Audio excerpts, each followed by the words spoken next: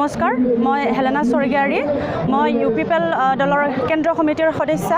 পোনপ্ৰথমে মই ক'ব বিচাৰিছোঁ, আজি আমাৰ বৰিষ্ঠৰ অঞ্চলত আমাৰ উৰ্খাগুৰা ছাৰ উপস্থিত থকাৰ লগতে NDBৰ নেতৃবৃন্দসকল উপস্থিত আছে, লগতে আৰু ইউপিপিএল দলৰ বিভিন্নজন বিষয়ববীয়া উপস্থিত আছে। সকলোলৈ মোৰ ফালৰ পৰা আৰু ৰাইজলৈ মোৰ ধন্যবাদ জ্ঞাপন কৰিছোঁ।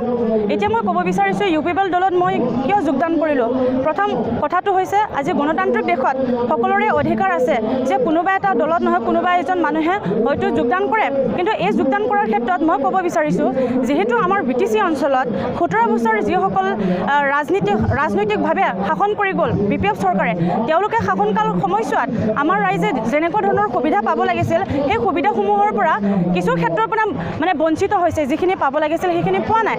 এতিয়া ক'ব গ'লে IOI ঘৰৰ প্ৰব্লেমেই হওক, লেট্ৰিনৰ প্ৰব্লেমেই হওক, জব কাৰ্ডৰ প্ৰব্লেমেই হওক, ৰেচন কাৰ্ডৰ প্ৰব্লেমেই হওক, এনেকুৱা ধৰণৰ বিভিন্ন সমস্যা আছে, যিবোৰৰ কাৰণে আজিৰ তাৰিখত ৰাইজসকলে আজি সকলোৱে জাগ্ৰত হৈ তেওঁলোকক চৰকাৰৰ হোৱাৰ পৰা বিৰত থৈ এইবাৰ ইউপিপিএল চৰকাৰ গঠন হোৱাটো বিচাৰিছে।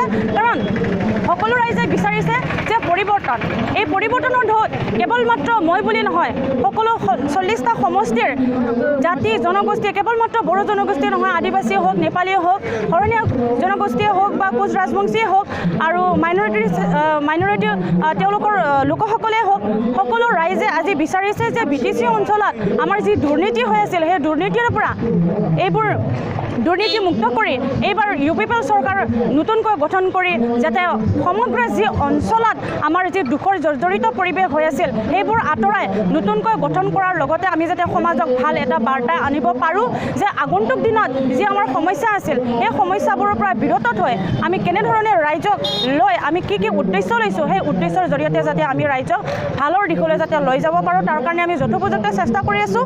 আজি পুৰুষ কেৱল নহয়, আজি মহিলাসকলে আজি জাগ্ৰত হৈছে আৰু তাত আমি কোনো ধৰণৰ এনেকুৱা ফ'ৰ্চফুলি কৰা নাই যে আপোনালোকে আমাৰ দলত আহক বা আপোনালোকে হেৰি কৰক, তেনেকুৱা ধৰণৰ কোনো কথা আহি পৰা নাই। কিন্তু ৰাইজে আগন্তুক দিনত যি পাব লাগিছিল সেইটো নোপোৱাৰ কাৰণে আজিৰ তাৰিখত আজি সকলো ৰাইজে একত্ৰিত হৈ জাগ্ৰত হৈ ওলাই আহিছে আৰু সকলোৰে মুখত কেৱল মাত্ৰ ইউপিপিএল এইবাৰ প্ৰমোদ বড়ো ছাৰৰ নেতৃত্বত চৰকাৰ হোৱাটো 100% নিশ্চিত।